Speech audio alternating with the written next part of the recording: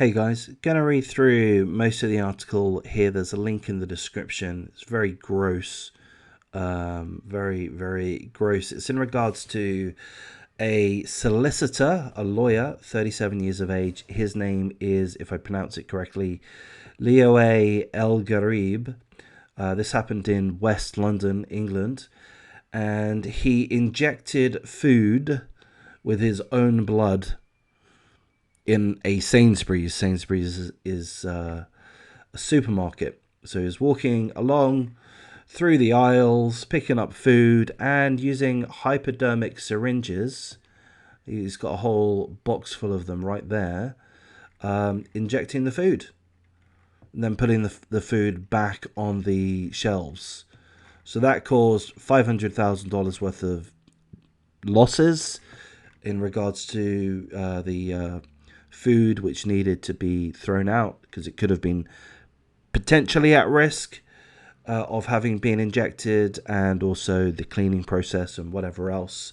But yeah, that's what happened.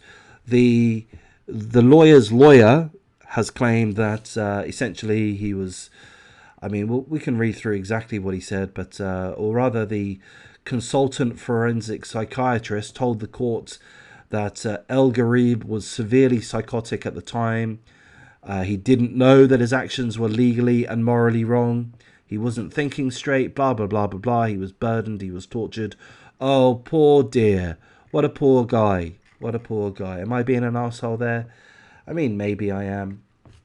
But I'm being an arsehole to someone who walks around injecting their own blood into food for other people to be poisoned by. So let's have a look at the article. Leo El Garib, 37 years of age, walked into 3 supermarkets carrying a bucket full of hypodermic needles before jabbing at random products. This happened on August the 25th last year.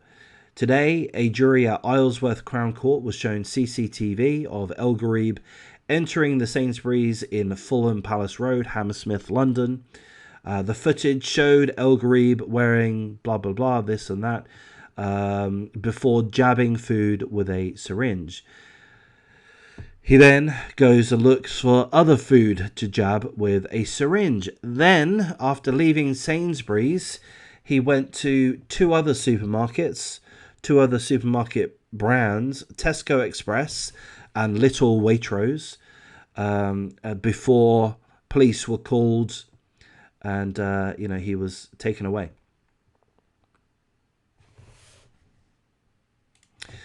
So as I mentioned, he's pleading insanity, and he denies 3 counts of contaminating goods and 2 counts of assault in relation to throwing a needle at a doctor that was passing by and a security guard.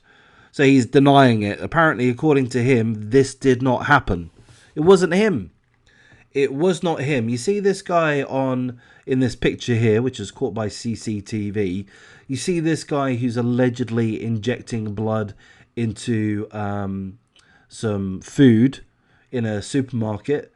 You see this guy here holding a bucket full of hypodermic syringes, apparently all with his blood in it. You see this guy with his side profile face, and you see all of the clothes that he's wearing. That's not him. He didn't do it. Don't believe your eyes.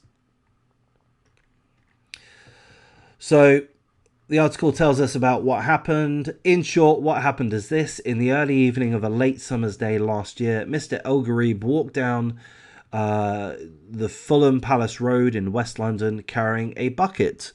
It was filled with syringes, some of which had hypodermic needles attached. A number of those syringes were filled with blood, his own blood. Mr. El Garib then entered in turn 3 supermarkets on the Fulham Palace Road. There were Waitrose, Sainsbury's and Tesco. He then proceeded to stick those syringes in food products inside those branches of those supermarkets. Along the way, he also threw some of the syringes at people inside and outside the store, including hitting a passerby on the street. So he was just doing whatever he wanted with these with these syringes with his blood in it. He was putting it into food. He was flicking it at strangers. You know, he was having a good old time. When staff were alerted, they asked all customers to drop their shopping and evacuate the stores. Shortly before he was arrested, he threw a plant pot through an open door of a tapas bar, narrowly missing a waiter. The 3 supermarkets found a total of 21 syringes during a thorough search and deep clean before they were able to reopen. A black plastic syringe box was also recovered from the area by police. And El Garib denies it all. It's all a big story. It's fiction, isn't it, El Garib? This didn't happen, did it? And if it did happen, it had nothing to do with you. And these pictures, what are these pictures? They could be anything. They could be anybody. They're not you, El Garib. You didn't do this. They didn't find 21 syringes with your blood in it. No, because this did not happen. Isn't that right?